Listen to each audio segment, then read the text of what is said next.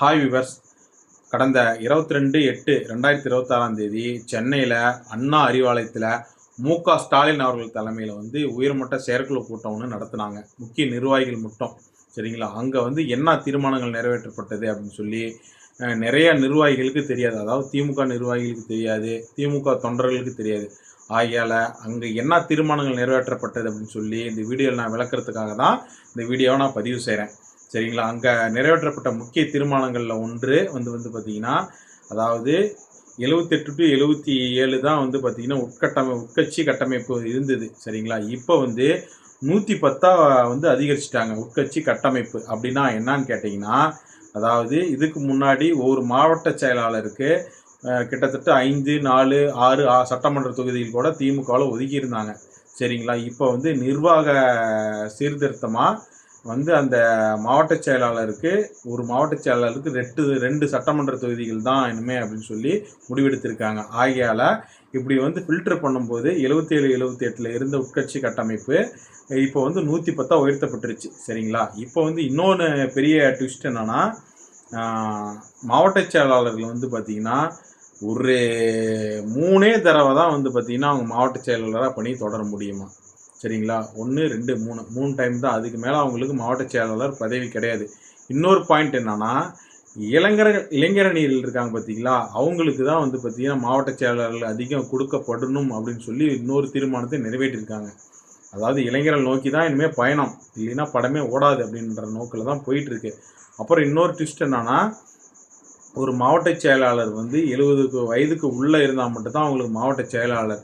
70 வயது கடந்துருச்சுன்னா அவங்க ஒரு மாநில பொறுப்பு, அதாவது ஒரு டம்மி மாதிரி வச்சுக்கிட்டு அப்படியே இது பண்ணிகிட்டு இருப்பாங்க. சரிங்களா? இது ஒரு முக்கிய தீர்மானங்களாக நிறைவேற்றிருக்காங்க. ரெண்டாவது, கோவை, தாம்பரம் போன்ற பகுதியெல்லாம் நகர செயலாளர் பதவி நீக்கிட்டாங்க. இனிமேல் ஃபுல் அண்ட் ஃபுல் மாவட்ட செயலாளர் கண்ட்ரோல் தான். சரிங்களா? இதெல்லாம் எதற்காக பண்ணுறாங்கன்னா, அதாவது வருகின்ற அடுத்த சட்டமன்ற தேர்தலில் பார்த்திங்கன்னா அதிகப்படியான வாக்குகள் பெறணும், அதாவது இளைஞர் நோக்கி தான் பயணத்தை தொடங்கணும் அப்படின்னு சொல்லி மாற்றங்கள் ஏற்படுத்தியிருக்காங்க.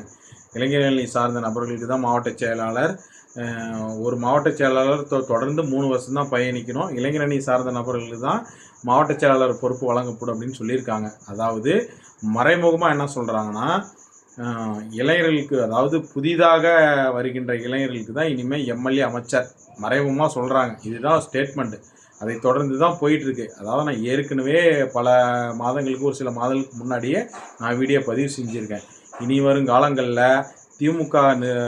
திமுக கட்சியில் வயதானவர்கள் வச்சுக்கிட்டு இருந்தாங்கன்னா கடைசி வரைக்கும் ஜெயிக்கவே முடியாது. இனி வரும் காலங்களில் இனிமேல் இளைஞர்கள் நோக்கி சட்டமன்ற உறுப்பினராக, அமைச்சராகவோ நிறுத்தினா மட்டும்தான் அவங்க வெற்றி பெற முடியும் அப்படின்னு சொல்லி நான் பதிவு பண்ணியிருக்கேன்.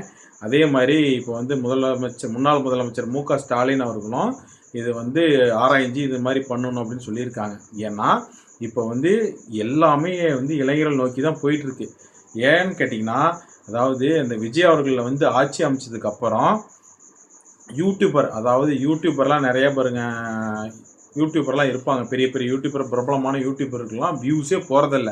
ஏன்னு கேட்டிங்கன்னா, இப்போ பிக் பாக்ஸும் நிறையா பார்க்க மாட்டாங்க. அதாவது சட்டமன்றத்தில் நடக்கிற அந்த கேலி கூத்துக்கள் பார்த்திங்கன்னா இளைஞர்களுக்கு எல்லாத்துக்குமே பிடிச்சி போச்சு. சரிங்களா? ஆகையால் அந்த இளைஞர்கள் எல்லாமே வேறு எதையுமே பார்க்குறதில்ல. ஒன்லி அந்த சட்டமன்றத்தில் நடக்கக்கூடிய நிகழ்வுகளை உற்று நோக்கிட்டு இருக்காங்க. சரிங்களா? மற்ற யாருக்குமே சுத்தமாக வியூஸே போகிறதில்ல. நிறையா ட்ரில்லியன் கணக்கில், பில்லியன் கணக்கில் தமிழ்நாட்டிலலாம் பார்த்திங்கன்னா யூடியூப் சேனலில் சப்ஸ்கிரைபர் வச்சுருக்காங்க. அவங்களுக்கெல்லாம் போய் பார்க்குறேன் 1 லட்சம் வியூஸு, 2 லட்சம் வியூஸ் தான் போயிருக்கு. சொல்கிறதுக்கே வார்த்தை இல்லை. அதனால் இளைஞர்கள் எல்லாமே அரசியலை நோக்கி தான் பின்பற்றிட்டு பார்த்துக்கிட்டு வராங்க, தொடர்ந்துக்கிட்டு வராங்க.